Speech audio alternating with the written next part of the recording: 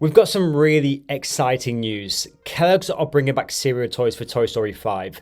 This is a special edition campaign bringing back Woody, Buzz and Jessie toys, well, the Spoon toys. The sad thing for the rest of the world is this looks to be specific just to the USA as things stand. Now, we grew up with cereal toys. The excitement of the cereal being poured into a bowl and a cereal toy dropping out was absolutely immense. Especially when you woke up before your siblings to beat into a fresh pack, or in my case, just open the next box of cereal and get yelled at by mum just to get the toy. But why did cereal toys all of a sudden vanish? Let's dig into this. Now, I do really feel for today's kids. We went from having the most elite cereal toys from Mask and Rugrat pencil toppers, which were on my school pencils daily, to Kellogg's Bite Reflectors, Simpsons Squirt toys and Sabre spoons, to what we have today, which is, well, QR codes to send them into a digital world. Now, just before I carry on, please can you comment which was your first cereal toy or your favourite cereal toy. Let's unlock some nostalgia memories together. I read a comment whilst I was doing the research for this video which said cereal toys didn't disappear, they just became less fun. I'm sorry, but a QR code is not a toy, it's a crime to childhood. To understand why they died, you have to understand what they actually were.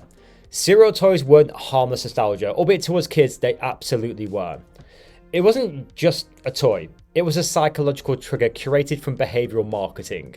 Marketers in the 90s literally called this the nag factor or pester power. The logic was really simple. A child sees a toy, the child requests a toy, the parent buys it.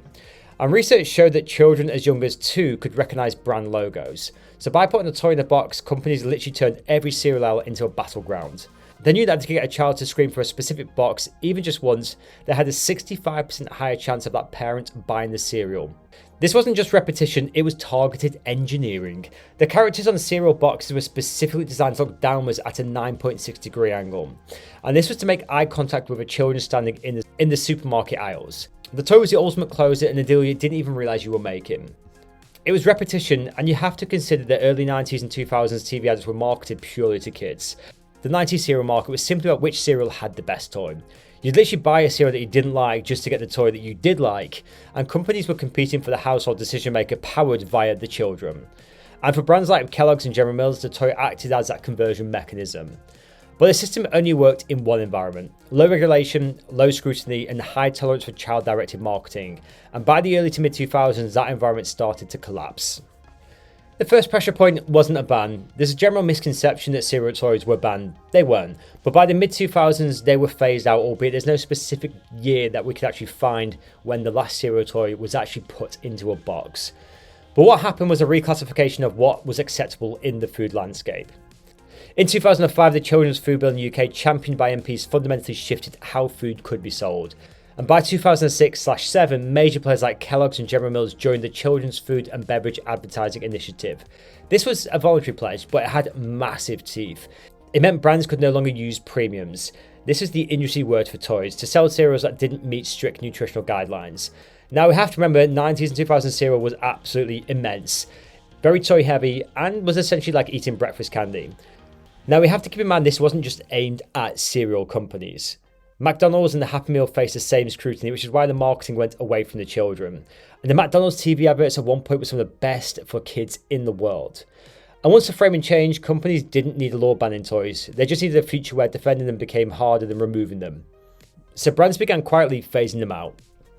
Cereal toys were often made of low-cost polypropylene or polystyrene. When a plastic toy sits inside a cereal bag for 6 months, it's not just sitting there. Recent studies show that over 3,600 chemicals can leach from plastic into food during storage. The friction of the cereal rubbing against the toy creates microplastic flaking. Now, when I was doing this research, I asked, well, cereal comes in plastic packaging, so what is the real harm?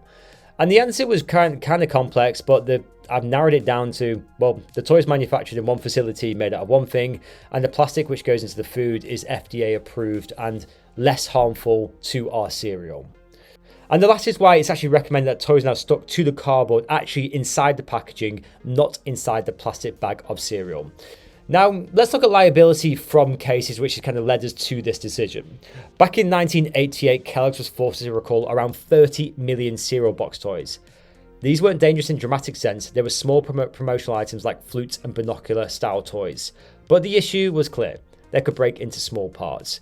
and under US consumer safety standards that immediately classified them as a choking hazard for young children. So they were pulled from shelves. And we fast forward 12 years to the year 2000. Around 837 toy cars, including the cereal promotion, were recalled after concerns were raised about detachable wheels creating a choking hazard. And then we go to 2004, a Spider-Man themed promotional watch tie-in associated with Kellogg cereal promotions. The concern here wasn't choking, it was linked to battery safety and material compliance concerns, which triggered regulatory attention and heightened scrutiny on promotional product design standards. Which brings us to today. Cereal toys are returning for Toy Story 5, but the context has completely changed. They are no longer targeting kids, they're targeting us. This is nostalgia monetization. And when you think about it, McDonald's have just done a Friends Happy Meal. This wasn't for the kids, this was for us. Most kids in today's world don't actually know what Friends is. I've been saying for years and years and years that the big brands, your Pizza Huts, your McDonald's, all need to start targeting us, because that will get us to take our kids back to these places. Well, in theory. Because the target audience isn't the child eating the cereal, it's the parent who remembers that experience. Because our generation now has purchasing power, well, at least purchasing autonomy. And we've got the emotional tie-in to these products. So yes, we're going to go buy a cereal box for our kids, and yes, we're going to buy one for ourselves. They used to get through to our parents via the kids, and now they're getting through to our kids, well, via us. Cereal toys didn't just disappear because nobody liked them. They disappeared because the world around them changed faster than the business model that created them. And now they're coming back, well, for a limited time anyway. Not as something new, but as something carefully re-engineered. Something that we all remember oh so well, and well, I'm here for it.